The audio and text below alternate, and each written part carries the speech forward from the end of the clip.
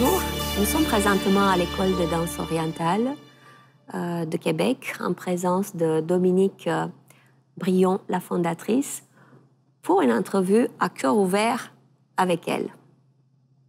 Bonjour Dominique. Bonjour Douina. Alors, parlez-nous un peu de l'Académie. En fait, je viens d'une famille de passionnés de danse sociale. Nous avons baigné pendant l'enfance entièrement dans ce loisir. Et vers l'âge de 18-19 ans, je me suis fatiguée de toujours rechercher éternellement le partenaire idéal, féru comme moi, de compétition. Puis...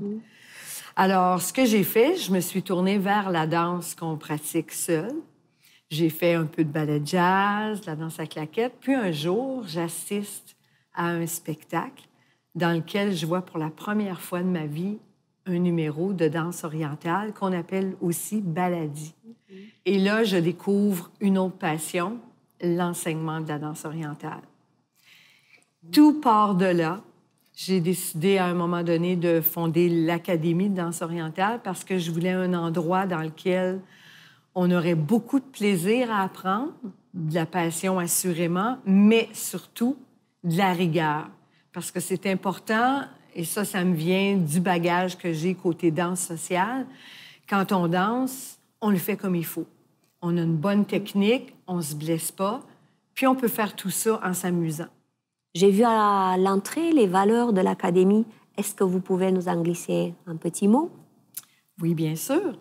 Les valeurs de l'Académie sont le respect, la rigueur, l'entraide, l'empathie et surtout le non-jugement. Donc, pour moi, c'est important. Oui, on fait de la danse orientale, mais on le fait dans le respect des gens. On le fait dans le respect de ce qu'ils sont chacun. Donc, je donne un exemple. Quand on donne des cours, souvent, l'élève veut à tout prix nous ressembler. Mais si on est vraiment quelqu'un d'intègre, on va s'appliquer à trouver quel est le style de cette personne-là. Elle ressemble à quoi quand elle danse? Quelle est sa propre nature? Donc, c'est dans ce sens-là, le respect est très important. La rigueur, comme je mentionnais tantôt, ben c'est important de savoir comment bien danser, comment ne pas se blesser, avoir une belle posture, etc. L'entraide, l'empathie, c'est important. Parce que, oui, il y a des gens qui vont percer, il y a des gens qui vont aller plus loin, mais c'est important de rester zen face au succès, si on en a, puis de rester simple. Parce que chacun des grands maîtres que j'ai rencontrés en danse orientale ont tous ça en commun, la simplicité. Vraiment. La sérénité et la simplicité. Oui. Et on arrive ensuite au non-jugement. Pour moi, c'est important. Chaque personne, quand elle apprend, elle fait vraiment de son mieux. Elle va amorcer un changement important dans sa vie parce qu'on ne fait pas que danser. Et c'est important de ne pas juger cette démarche-là. Donc, chacun doit le faire à sa propre vitesse, avec les moyens que j'essaie de leur donner, mais qu'elles peuvent trouver aussi ailleurs. Oui, exact. Les moyens, les outils. Quelles peuvent être les valeurs ajoutées de la danse orientale dans la vie d'une personne? Avez-vous des exemples concrets à nous citer? Il y en a beaucoup. C'est sûr que les élèves, en gros, tout comme moi d'ailleurs, quand on arrive dans une classe de danse orientale ou baladi, on s'attend à danser. Tout de suite après, on se dit, ben peut-être qu'on ne fait pas juste danser, on fait beaucoup d'exercices aussi. Parce que ça part de la tête, puis ça va jusqu'au bout des orteils. Là. Tout le bouge. corps. C'est le corps au complet qui bouge. Mais ensuite, ce qu'on se rend compte, puis ça, dès la première session, à la fin de la toute première session que j'ai enseignée, j'ai reçu des témoignages d'élèves qui me disaient, tu sais, moi, quand j'ai commencé ici, je suis venue parce que, par exemple, moi, je travaille avec des hommes. J'ai aucune idée de la façon dont je dois me comporter en tant que femme. Je ne suis pas féminine. Puis là, tu es en train de m'apprendre à devenir féminine, à user de cette féminité-là. Puis pour moi, c'est beaucoup. Ensuite, j'ai eu, par exemple, il y a un exemple qui me revient à l'esprit, une élève qui était, par après, je l'ai su par après, là, une femme battue. Et j'étais en train de lui apprendre. Ça faisait plusieurs fois qu'on répétait un même mouvement. Puis je lui disais, redresse ton corps, redresse ton torse, repousse tes épaules, relève le menton, va vers ton image. Elle avançait vers elle-même dans le miroir. Puis au fur et à mesure qu'elle s'avançait, je l'ai vu. L'opération qui s'est faite, ça s'est fait naturellement. Transformation, hein? Oui, la grosse transformation, tout d'un coup, plus de confiance en elle. Puis quand le cours s'est terminé, elle s'est tournée vers moi, là, puis elle avait un sourire, là, elle était radieuse. Puis quelques semaines plus tard, elle m'a dit, tu sais, j'ai enfin trouvé le courage de laisser mon mari. Puis pour moi, là, ça a été comme, wow, je pense que je fais pas juste donner des cours de danse, il y a une répercussion ailleurs dans la vie de chacune des femmes, selon ce qu'elles vivent. Selon le cas de chacune, oui.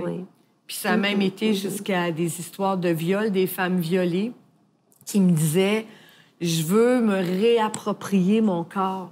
Je veux apprendre à vivre avec ce corps que je hais depuis le viol. Puis doucement, tranquillement, elles apprenaient à se regarder dans le miroir. Elles apprenaient à aimer les courbes qu'elles avaient. Elles apprenaient à vraiment à vivre avec leur corps. Puis ça, ben c'est beaucoup. C'est vrai que c'est pas juste de la danse. Y a-t-il eu un événement dans votre vie qui a bousculé la vie entrepreneuriale, n'est-ce pas?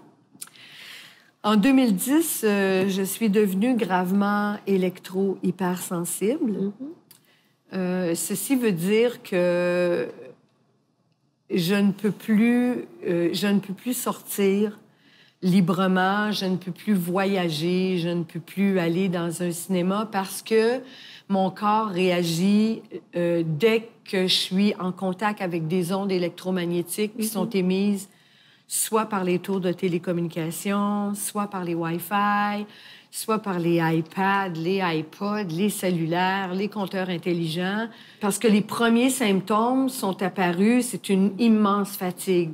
Par exemple, je suis en bas dans le sous-sol, je regarde mon escalier, puis je pleure parce que... Vous n'arrivez pas à monter? J'arrive pas à monter. Oui. En fait, moi, j'ai Aïcha, c'est mon nom de scène. Aïcha, ça veut dire pleine de vitalité. Tout le monde qui me connaissait disait « Mon Dieu, que tu portes bien ton prénom. » Tu sais, c'est comme ça va avec toi, là. Toutes mes élèves, tout le monde. Puis là, tout d'un coup, je me retrouve plus d'énergie. Dès qu'il y a des ondes qui entrent en contact avec moi, j'ai des problèmes au niveau de la peau. C'est des brûlures, ça devient presque des brûlures comme si on était au 2e degré. C'est très physique, ça. C'est très physique et c'est très douloureux. À un moment donné, j'avais tellement de crevasses sur les doigts que j'étais même plus capable de tenir une fourchette. Après m'être demandé... que dois-je faire sur cette terre? Je me suis dit, je vis pas ça pour rien. Il y a sûrement une raison pourquoi je vis ça. Il y a sûrement une raison.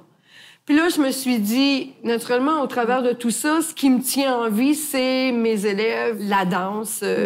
Puis là, je continue à danser, des fois de façon désespérée, sur des musiques qui sont tristes, mais je danse.